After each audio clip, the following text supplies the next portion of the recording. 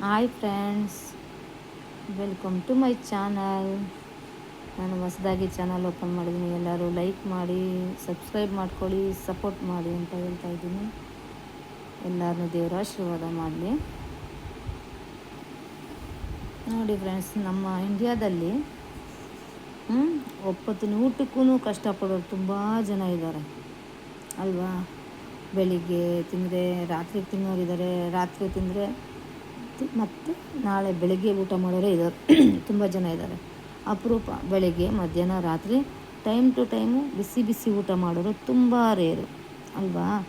ಆದರೆ ಅಮೇರಿಕಾದಲ್ಲಿ ನೋಡಿ, ನಮಗೆ ಪೇಷಂಟ್ಗಳಿಗೆ ಅಂದರೆ ಗಂಜಿನ ಪಂಜಿನ ಏನಾರು ಅಷ್ಟು ಸ್ವಲ್ಪ ಸ್ವಲ್ಪ ಬೆಳಗ್ಗೆ ಅಷ್ಟು, ಮಧ್ಯಾಹ್ನ ಇಲ್ಲ ಸಾಯಂಕಾಲನೋ ರಾತ್ರಿನೋ ಈ ಥರ 2 ಟೈಮು ತಪ್ಪಿದ್ರೆ 3 ಟೈಮ್ಗೆ ಲಾಸ್ಟು. ಆದರೆ ಅಮೇರಿಕಾದಲ್ಲಿ ಬೆಳಗ್ಗೆ ಒಂದು ಸಾರಿ, ಮಧ್ಯಾಹ್ನ ಒಂದು ಸಾರಿ, ಸಂಜೆ ಒಂದು ಸಾರಿ, ರಾತ್ರಿಗೆ ಒಂದು ಸಾರಿ.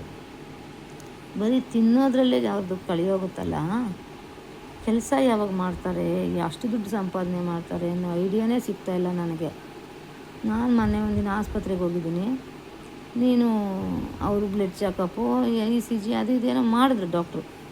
ಮಾಡಿಬಿಟ್ಟು ಹೇಳಿದ್ರು, ನೀವು ಒಂದೇ ಸತಿ ಊಟ ಮಾಡಬೇಡಿ, ಬೆಳಗ್ಗೆ ಒಂದು ಸತಿ, ಮಧ್ಯಾಹ್ನ ಒಂದು ಸತಿ, ರಾತ್ರಿ ಒಂದು ಸತಿ ಅಂತ ಊಟ ಮಾಡಬೇಡಿ, ನೀವು 2 ಅವರ್ಗೆ ಒಂದು ಸತಿ ಊಟ ಮಾಡಿ ಅಂತ ಹೇಳಿದ್ರು ಡಾಕ್ಟ್ರು ನನಗೆ.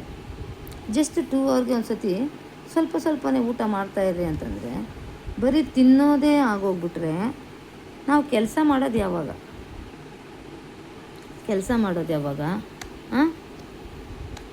ನಾವು ಮಾತ್ರ ತಿನ್ನೋದಲ್ಲ, ನಮ್ಮ ಸಂಸಾರ ಸಾಕಬೇಕಲ್ಲ.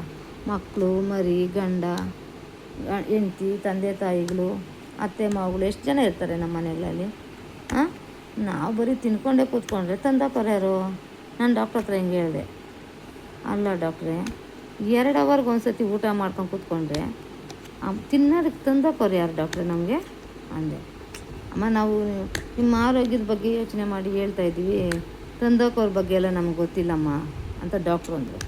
ಯೋಚನೆ ಮಾಡಬೇಕು ಡಾಕ್ಟ್ರೆ, ಅದಕ್ಕನುಸಾರವಾಗಿ ನೀವು ನಮಗೆ ಮೆಡಿಸನ್ ಕೊಡಬೇಕು ಪ್ಲೀಸ್, ದಯವಿಟ್ಟು ಅರ್ಥ ಮಾಡ್ಕೊಳ್ಳಿ. ನಾನು ಇದ್ದಂಗೆ ಹೇಳ್ತೀನಿ. ಅದಕ್ಕೆ ನಿಮ್ಗೆ ಬೇಜಾರಾದರೂ ಆಗ್ಬೋದೇನೋ, ನನಗೆ ಗೊತ್ತಿಲ್ಲ. ಬೇಜಾರಾದರೂ ಆಗಲಿ. ಆದರೆ ನಮಗೆ ಬೆಳಗ್ಗೆ ಒಂದು ಸತಿ, ಮಧ್ಯಾಹ್ನ ಒಂದು ಸತಿ, ರಾತ್ರಿ ಒಂದು ಸತಿ ಅಷ್ಟಕ್ಕೆ ಕಷ್ಟ. ಅಂಥದ್ರಲ್ಲಿ ನಾವು ಎವ್ರಿ 2 ಅವರ್ಸ್ಗೆ ಒಂದು ಸತಿ ಊಟ ಮಾಡಬೇಕು ಅಂತಂದರೆ ನಮ್ಗೆ ತಂದಕ್ಕೋರು ಯಾರೆಲ್ಲ ಸ್ವಾಮಿ ನಮ್ಗೆ. ಅದಕ್ಕೆ ತಕ್ಕಂತೆ ನಾನು ಮೆಡಿಸನ್ ಕೊಟ್ಟು ಕಳಿಸ್ರಿ ಸಾಧ್ಯವಾದರೆ. ಇಲ್ಲ, ನಿಮ್ಮಿಂದ ಸಾಧ್ಯವಾದರೆ ಹೊಟ್ಟೆ ಹಸು ಕಮ್ಮಿ ಆಗೋ ಥರ ನನಗೆ ಮೆಡಿಸನ್ ಕೊಟ್ಟು ಕಳಿಸ್ರಿ ಡಾಕ್ಟ್ರೇ ಅಂತಂದೆ. ಆಯಪ್ಪ ನೊಂದು ಗಂಡ, ಏನಮ್ಮ ಇಂಥ ಮಾತಾಡ್ಬಿಟ್ಟೆ ಅಂತ. ಇರೋ ಪರಿಸ್ಥಿತಿನೇ ಸರ್ ನಮ್ಮದು. ನೀವು ಹೇಳ್ದಂಗೆ ನಾವು 2 ಅವರ್ಗೆ ಒಂದು ಸತಿ ಊಟ ಮಾಡೋಕ್ಕಾಗಲ್ಲ. ಫ್ರೂಟ್ಸ್ ಅಂತೆ, ಅದು ಇದು ಕಡ್ಡಿ ಕಸ, ಬೂಸ್ಟು, ಹಾರ್ಲಿಕ್ಸು ಅವೆಲ್ಲ ಇಲ್ಲ.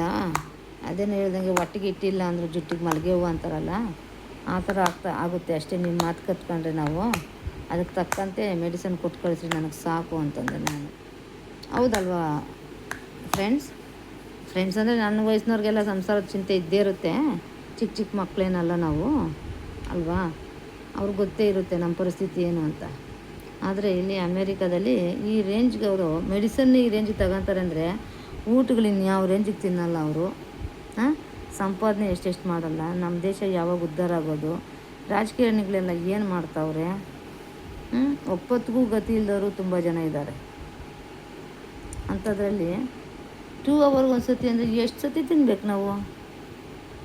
ಎಷ್ಟು ಸಂಪಾದನೆ ಮಾಡಿಕೊಂಡಿರಬೇಕು? ಪಿತ್ರಾರ್ಜಿತ ಆಸ್ತಿ ಎಷ್ಟಿರಬೇಕು? ಆ ಲೆಕ್ಕಕ್ಕೆ ನೋಡೋಕೆ ಹೋದರೆ ನಾವು ಸಾವುಕಾರ್ರೆ. 8 ತಲೆಮಾರಿಗಾಗೋಷ್ಟು ಇತ್ತಂತೆ ನಮ್ಮ ತಾತನಿಗೆ ಆಸ್ತಿ. 8 ತಲೆಮಾರು ತಿನ್ನೋಷ್ಟು ಆಸ್ತಿ ಇತ್ತು. ಆದರೆ ಈಗಿಲ್ಲ. ದಯವಿಟ್ಟು ಎಲ್ಲರೂ ಸಪೋರ್ಟ್ ಮಾಡಿ, ಲೈಕ್ ಮಾಡಿ, ಸಬ್ಸ್ಕ್ರೈಬ್ ಮಾಡ್ಕೊಳ್ಳಿ. ಓಕೆ, ಸಪೋರ್ಟ್ ಮಾಡಿ ನಿಮ್ಮ ಪ್ರೀತಿ ಸಹೋದರಿಗೆ. ನಾನು 9ನೇ ಜನ್ರೇಷನ್ನು. ಎಲ್ಲಿಂದ ಬರುತ್ತೆ ನಮ್ಗೆ ಅಷ್ಟೊತ್ತಿಗೆ ಕೂತ್ಕೊಂಡು ತಿನ್ನೋದಕ್ಕೆ? ಹಾಗಾಗಿ ಆರೋಗ್ಯದ ಮೇಲೆ ತುಂಬ ಗಮನ ಇರಲಿ. ಎಲ್ಲರ ಆರೋಗ್ಯನೇ ಇಂಪಾರ್ಟೆಂಟು. ಉಸಿರಿದ್ರೆ ಉಪ್ಪು ಮಾರ್ಕೊಂಡು ಜೀವನ ಮಾಡ್ಕೊಬೋದು ಅಂತ ಹೇಳ್ತಾರೆ ದೊಡ್ಡವರು. ನಮಗಿಂತ ದೊಡ್ಡವರು, ನಾವೇ ದೊಡ್ಡವರು ಅನ್ಕೊತೀವಿ, ನಮಗಿಂತ ದೊಡ್ಡವರು ಇದ್ದಾರೆ. ಅದಕ್ಕೆ ಹೇಳ್ತಾ ಇದ್ದೀನಿ, ಈ ಮೆಡಿಸನ್ಗೆ ನಾವು ಮೀಸಲಾಗೋದು ಬೇಡ. ಇಷ್ಟು ಟೈಮ್ಸು ನಾವು ಮಾತ್ರೆ ತಿನ್ನೋದು ಬೇಡ. ಓಕೆ, ಆರೋಗ್ಯವೇ ಭಾಗ್ಯ. ಎಲ್ಲರೂ ಆರೋಗ್ಯವಾಗಿರ್ರಿ, ಚೆನ್ನಾಗಿ ನೀರು ಕುಡೀರಿ, ಎಕ್ಸಸೈಸ್ ಅಂತೂ ಮಾಡಿ ಕಂಪಲ್ಸರಿ. ಓಕೆ, ಇಷ್ಟು ಹೇಳೋಕ್ಕೆ ಇಷ್ಟಪಡ್ತೀನಿ. ಮುಂದೆ ಸಿಗೋಣ ಮುಂದಿನ ಎಪಿಸೋಡಲ್ಲಿ. Bye bye, tata, good bye, love you all.